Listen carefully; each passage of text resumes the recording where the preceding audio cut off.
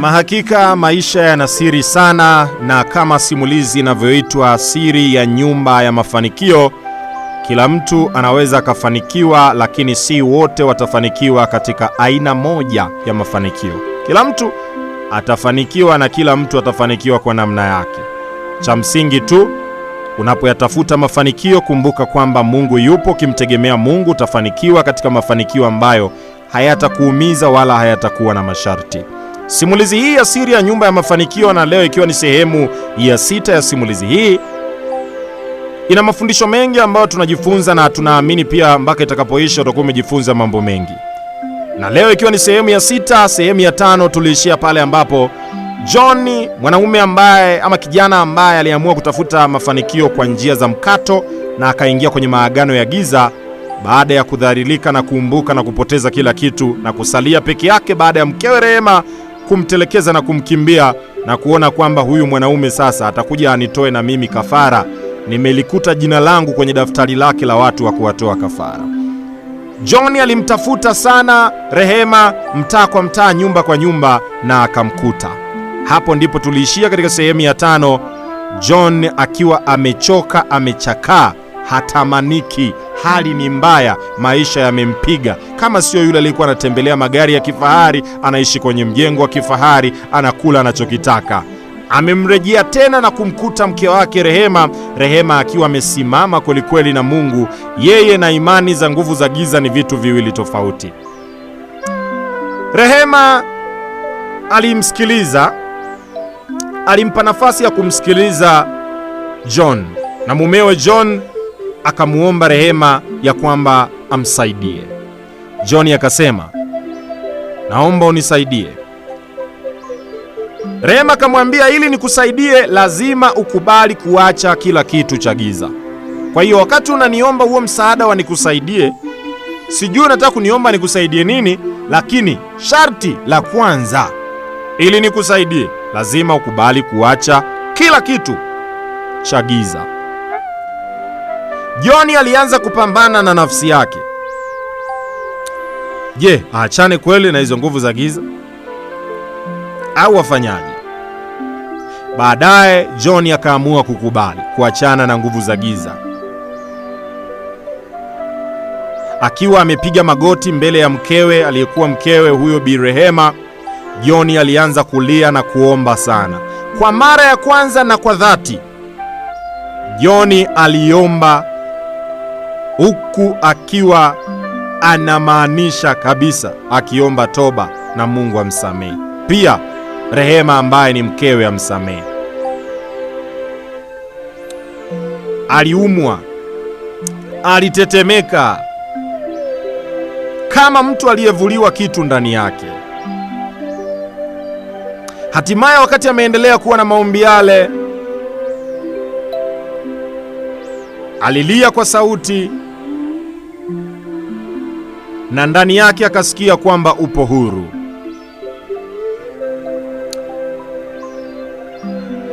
John akaanza maisha mapya, lakini John alianza maisha mapya tena akiwa maskini, amepoteza kila kitu, lakini amerejeshewa amani ya moyo. Unaweza ukawa na kila kitu lakini huna amani. John baada ya kukubali kupoteza maagano aliyoingia, alipoteza kila kitu, lakini Mungu alimrejeshea amani ya moyo. Watu walishangaa maisha ya John kubadilika kutoka kuwa tajiri mpaka kuja kuwa masikini ambaye alikuwa hatamaniki hata kumwangalia. Najua natamani kujua, je, Rehema alirudiana na mumewe John? Hili ndo lilikuwa swali kubwa pia hata kwa watu katika jamii iliyokuwa inamzunguka.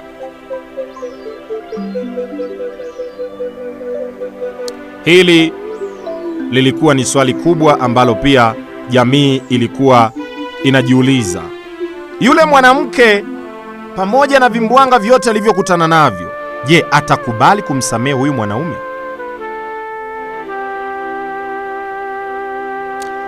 Rehema kwa kuwa alikuwa ni mtu mmoja wa kukimbilia madhabahuni kila anapopata changamoto, yeye ni kukimbilia madhabahuni. Alikimbilia tena madhabahuni kwa mchungaji wake, mchungaji Elia. Alipofika kwa yule mchungaji akamwambia mtumishi, mume wangu John amerudi kwangu, amenitafuta, amenipata na amesema anaomba nimsamehe na amekubali kuachana na kila kitu. Na hata alivyokuja ni kweli, anaonekana kabisa amepoteza kila kitu. Nimekuja niombe ushauri kwako mchungaji wangu. Ungekuwa mchungaji wewe ungemshauri nini Rehema? Niandikie ushauri wako ambao ungemshauri. Weka kwenye comment ushauri wako kwa Rehema ungekuwa ni upi? Wewe unanisikiliza kupitia redio yako, andika pia hapa maoni yako kwenye nambari ya studio 0744 13 95 43. Right, kama wewe ungekuwa ni mchungaji, ungemshauri nini Rehema? Mumewe amekuja kuomba msamaha, anasema naomba unisamehe, nimekubali kuanza upya. Amelia na kuomba toba mbele yako. Wewe mwanamke unanisikiliza, ungefanyaje? Ungemsamehe maisha yaendelee au ungejipa muda kidogo? Johnny alikuwa katika wakati mgumu ambao hajui. Anasubiri maamuzi sasa ya mkewe Rehema. Anamsubirisha kwamba subiri kwanza, takupa jibu. Rehema akakimbilia kwa mchungaji. Mchungaji, naomba unishauri. Mume wangu John karudi, anaomba nimsamehe pamoja na yote yaliyotokea. Je, nimsamehe na nirudiane naye au nimsamehe lakini maisha yangu yaendelee kama kawaida? Huo ndio ulikuwa wakati mgumu. Wakati wana niandikia meseji yako kwenye namba 0744139543. Emmanuel Mwasibata, mtumishi wa Mungu pia huyu yuko hapa. Tunamvalisha uhusika wa mchungaji kwa dakika chache hapa studio. Kama yeye angekuwa amefuatwa na ndiyo mchungaji sasa, Rehema ameenda kwake anaomba ushauri, angemshauri nini? Bwana Yesu asifiwe, mtumishi wa Mungu. Karibu sana kwenye studio zetu pia tena ndugu yetu kabisa wewe. Asante. Tusalimie na wasalimie wasikilizaji. Kwa wasikilizaji nawaambia Bwana Yesu asifiwe. Amen. Na nawapenda sana. Amen, amen. Amen. Karibu. Ungemshauri nini Rehema akaja kwako? Wewe ndio mchungaji sasa, naomba ushauri. Cha kwanza ni kuangalia amani ya moyo inasemaje. Yeye kama yeye. Maki unakwambieje? Kama ni cha Mungu, moyoni kitasema. Kama ni Mungu aliyesema kwamba mrudiane, moyoni kutashuhudia. Lakini kama ni kwa akili za kibinadamu, moyo utagoma tu. Kwa vile yeye anamlilia Mungu na anaongozwa na Mungu na anajua na Mungu atamwambia tu. Kwa hiyo wewe kauli yako sasa ndo huyu hapa Rehema amekaa kwenye kiti cha pembeni kakuambia hivyo. Zungumza kama ndo unamwambia Rehema sasa. Rehema, naweza kumwambia hivi, ili kama Mungu ameliruhusu kwamba liwe hivyo, hatuwezi kukataa. Lakini kama ni kwa akili zetu na kwa akili za Joni ni ngumu. Unajua Mungu, njia za Mungu hazichunguziki yani. Kweli yule alipitia changamoto lakini ameamua kuanza upya. Hivyo anakuambia bora uwe maskini wa nani wa vitu ila amani ya moyo iwepo. Watu wengi sana waelewi na wanakuambia usitamani cha mtu. Hivi hujajiuliza mtu ameandika kwenye nyumba yake amekwambia ana kila kitu, anatembea kila kitu, anakuambia uvionavyo huko ndani yani naomba viache hapa hapa. Kila kitu ambacho kiona huko ndani kiache hapa hapa. Sasa nitakiacheje wakati natamani maisha yako kwa maana mimi niwe vile? Kuna siri nyuma yake. Wewe utamwona kama ana amani lakini kumbe anakuonea hata wewe kwamba una amani. Kwa ushauri wako kwa Rehema, ungekuwa ni mchungaji wake, ungemwambia? Ningemwambia hivi, kama ni Mungu ameruhusu, rudi kwa mume wako na amani ndani ya moyo wako inasemaje? Amue kilichotoka ndani ya moyo wake. Maana mimi sijaja kutenganisha ndoa ya watu, bali nimekuja kupatanisha. Ndio maana hata kwenye ndoa watumishi wengi yani ni wakati mgumu sana kupitia nini, ila pale kama kuna vitisho vya kuuana pale ndio wanatenganisha kwamba bana, hebu kakae pembeni kidogo, ili kwamba mmoja asili kishuka 1 2 3 mtakuja kuendelea.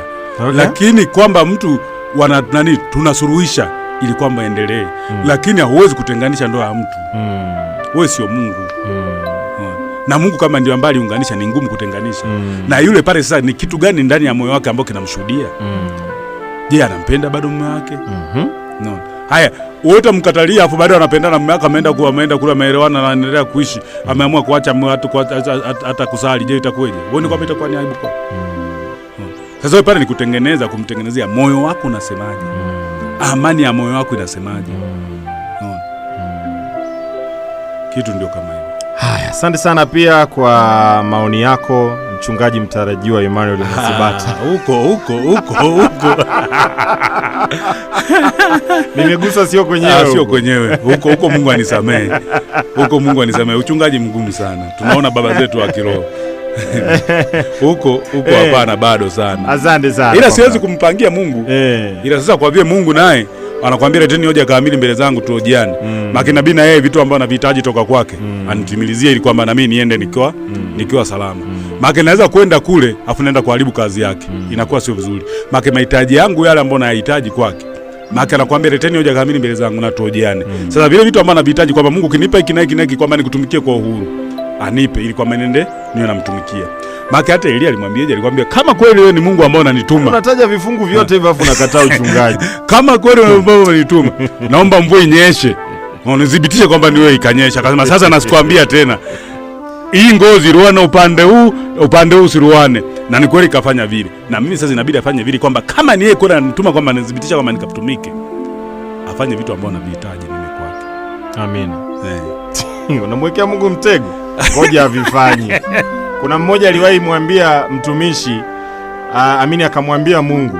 Manake akawa naambiwa pia na mchungaji wake, anamwambia una wito ndani wewe, ila unajipiga zungusha. Wewe Mungu anakuita ufanye kazi yake, watu wanamwambia na nini, akapiga chenga. Akampa Mungu mtego kama unavyosema wewe. Siku ya kwanza akamwambia Mungu, kama kweli unataka mimi nikutumikie, naomba leo nikienda kanisani nikutane na mchungaji wangu, babangu wa kiroho, amevaa kama nilivyovaa mimi. Yaani nilivyo rangi nitakayovaa, hata kama sio aina ya nguo moja kwa maana ya style, lakini iwe rangi niliyovaa ya nguo nitakayovaa. Yaani kama koti nitavaa jeusi, nikakute naye amevaa koti jeusi. Kama mimi chini nitapiga suruali ni nyeupe, na yeye nikakuta amepiga suruali nyeupe. Anaenda siku ya kwanza amempa Mungu mtego kama huo. Anakutana mchungaji wake kapiga vile vile. Alivyoomba yeye vile vile. Ndio Mungu si amempa mtego. Mungu, kama ni kweli unaniita, nataka ujidhihirishe wewe. Watu wanasema, nataka wewe ndo useme. Akaona ngoja hii haitoshi. Amekutana na hiyo siku ya kwanza, mara ya pili, wiki ya pili sasa. Mungu, nimenunua hii nguo. Alienda kununua na nguo nyingine ambayo anajua kabisa hii sijaimwona mchungaji amevaa, babangu. Akaenda kanunua, akaigonga. Mungu, nataka na leo hii rangi ya nguo na hivi nilivyovaa, namna nilivyovaa juu chini, ndivyo ambavyo babangu naye akavaa hivyo hivyo. Anafika kanisani, hajaimwona mchungaji wake amevaa hiyo nguo ya rangi hiyo hata siku hii moja. Kakutana huyo hapa akavaa hivyo hivyo. Ya tatu akapiga. Ameenda chachi, akasema siku hiyo kiatu nitakacho, hajaimwona babake wa kiroho kavaa kiatu kama hicho. Sasa hivi nazungumza hivi, huyo mtu ambaye alimtega Mungu hivyo, sasa hivi ni mchungaji yuko mikoa ya mbali. Na ni kweli ambacho naongea ni sahihi. Ndio maana nimekwambia vitu kimoja ni hivi. Yaani kama kweli mimi sitaki kwamba nipeleke na watu, nataka Mungu ndio anipeleke. Unajua watu wengi sana naenda kwa miemko. Asante, lakini mimi tuko kwenye simulizi na anakweli sisi tukaingia kwenye mahubiri. Maana unakataa uchungaji afu unaanza kutuhubiria. Haya msikilizaji, katika simulizi hii pia tumebahatika kupata mdau wetu mzuri kabisa, anafuatilia sana simulizi hii pia, na umeweza kumsikia pia kama ushauri wake. Nisome meseji za watu ambao wameweza kuandika hapa ndani kwenye 0744139543, 0744139543. Kuna watu wameshaanza kutuma meseji hapa, wanakuomba mchungaji. Eti bro, naomba huyo mchungaji hapo anitajie kifungu ambacho Elia aliomba mvua ikanyesha na ikanyesha. Anaitwa Kamboni. Sasa Kamboni ndugu yangu, Hebu ngoja tumalizane na simulizi. Alafu huyu ndugu bana, yeye amesema yeye sio mchungaji. Kwa hiyo tusimlazimishe, tuendelee na simulizi. Anasema ningemsamehe ili maisha yaendelee. Anaitwa Catherine Yusufu. Pia anasema tumsifu Yesu Kristo. Amina, milele amina. Anaitwa Niki, yuko Mbeya mjini hapa. Huyo dada mumewe amwache kabisa. Mlambasali atokosa kulamba tena. Huyo anamzuga. Lakini anasema ningekuwa mchungaji ningemshauri amsamehe tu. By Atu kutokea Mbeya mjini. Lakini pia huyo anasema Aftinga. Haya sawa bana. Pia anasema mchungaji amuulize Rehema kuwa anampenda ndipo amshauri Rehema. Anasema ni mimi Kimbunde. Mungu akubariki sana pia kutoka hapo. Lakini pia huyu anasema kwa sababu John ameomba msamaha na toba ya kweli, mimi ningemsamehe. Naomi hapa, ungejuaje kama ni kweli? Watu ana pretend ndugu yangu. Huyu anasema ningemshauri amsamehe mama John kutokea Mpolo. Pia anasema mimi ningemsamehe, ila cha kwanza twende kanisani akaombewe na mchungaji, ila hakuna kurudiana naye. By Madam G kutokea Nsalaga pamoja. Madam G nilikuambia toka umekuja Nsalaga. Unajiinua. Madam G. Niache lawama sawa, nimeacha. Kwa sababu John ameomba msamaha na toba ya kweli, mimi ningemsamehe. Lakini pia anasema ningemwambia aje naye kanisani tumuombe. By Kamboni kutokea Mbalizi. Pia anaitwa Ephraim kutoka Ujafu, ningemwambia amsamehe tu. Huyu anaitwa Ephraim anasema hivyo yeye. Huyu anasema mimi ningekuwa mchungaji ningemwambia amsamehe tu. Adelina kutokea Nzovwe. Rehema amsamehe tu mpenziwe Johnny. Yeye anaitwa Kimbunde. Lakini pia anasema hiyo simulizi inaitwaje? Simulizi inaitwa Siri ya Nyumba ya Mafanikio. Kama uliikosa sehemu ya kwanza, ya pili, ya tatu, ya 4 na ya 5, nenda YouTube, andika Fidia Tinga, utakutana na simulizi hiyo, sehemu ya kwanza, ya pili, ya tatu, ya 4 na ya 5, na hii ni sehemu ya 6. Pia utaipata YouTube ukiandika Fidia Tinga. Kaka, tuko pamoja mpaka mwisho. Ni haya sawa. Barikiwe pia kutokea hapo kwa kuwa nami na unaniahidi kuwa nami mpaka tone la mwisho. Mwingine huyu navyoona namba kana ifahamu, kama siifahamu leo anasema naomba namba ya Nkomwasibata. Haya sawa, nitakurudia kupitia namba hii ya studio. Kwa upande wangu utamtajia. Utamtajia. Aliye? Omba kifungu. Sawa. Wewe unasema sio Elisha. Okay, sawa. Kwa upande wangu mimi kama mchungaji Rehema amekuja kuomba ushauri kwangu, ningemwambia sawa, mrudiane. Lakini umwambie kama kweli unataka kuishi na mimi, naomba umpokee Yesu awe Bwana na Mwokozi wa maisha yako. By Skola kutoka Uyole stendi ya Usangu. Kaka, naomba short story kidogo, nimechelewa. Pole sana. Ana Treasure. Ana Treasure. Sijui nikupeje short story. Una smartphone ya Treasure ili niweze kukuelekeza ama nikutumie linki. Kama una smartphone niambie ili nikutumie link ya simulizi uweze kuifuatilia kuanzia mwanzo. Huyu anasema kwa upande wangu mimi ningemshauri kama ni mpango wa Mungu amrudie, ila asichoke kumuomba Mungu wake, maana ana Mungu mzuri sana. Maana kila alichokuwa akipitia anakimbilia madhabahuni. Lakini huyu anasema anaitwa Naomi, ila angemsamehe alafu wahame ile nyumba alafu wazidi kumtumikia Mungu. Mimi ningemsamehe Groli kutokea Uyole. Kaka yangu, hapana, sijinui, bali tufanye kushirikishana. Haya bana. Sawa bana, kutokea hapo Nsalaga. Mungu akubariki sana Madam G. Rehema amsamehe tu mume wake na kumuombea. By Rehema Gunga. Pia anasema ningekuwa mchungaji ningemwambia samehe 7 mara 70. Yeye anaitwa Margaret Valema. Lakini pia huyu anasema amebarikiwa sana na simulizi hii.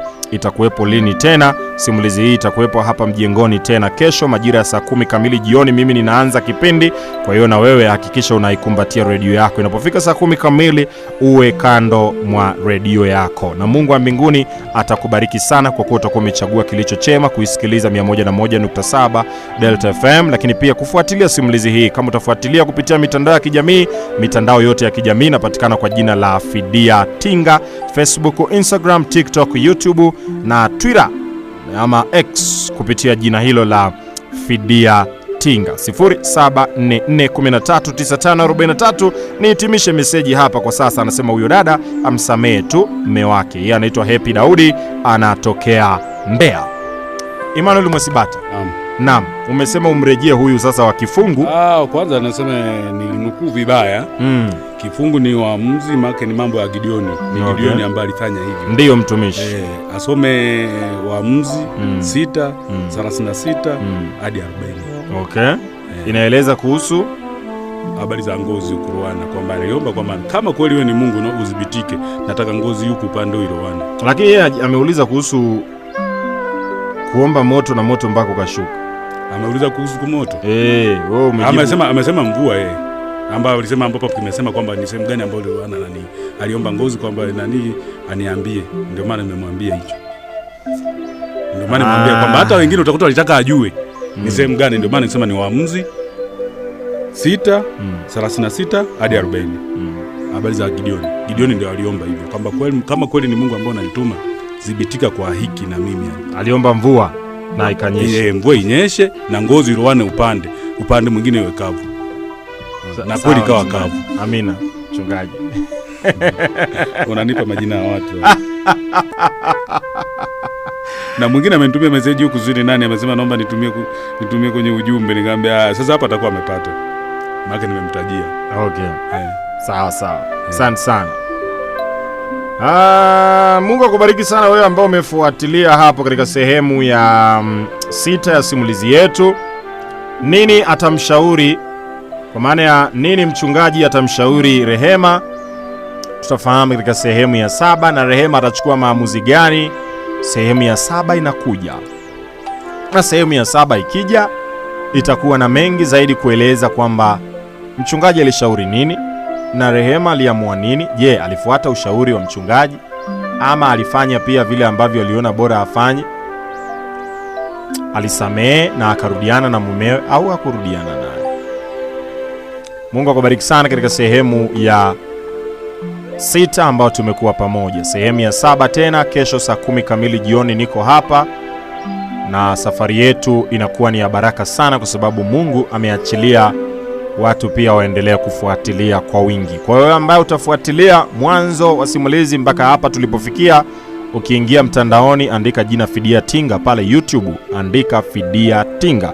Ana Tresha, pole sana, umesema ulipoteza simu hivi karibuni, kama walikuibia hivi mpaka unatamani kulia. Simulizi imekupita, simu umepoteza, nitaka nikupe linki short story kwamba ilikuwaje na nini. Nafikiri kesho nikipata time mapema nitaweza pia kama kureview kwa wale ambao yawezekana wakusikiliza kutoka sehemu ya kwanza mpaka tulipofika. Kwa hiyo cha msingi tu kesho kaa nami, fuatilia kwa pamoja hapa ili uweze kufahamu muendelezo. Unayefuatilia mtandaoni YouTube Fidia Tinga, inakuwa ni poa sana, inakuwa ni vizuri, si ndio? Mastori na Fidia Tinga, mwana wa Tinga.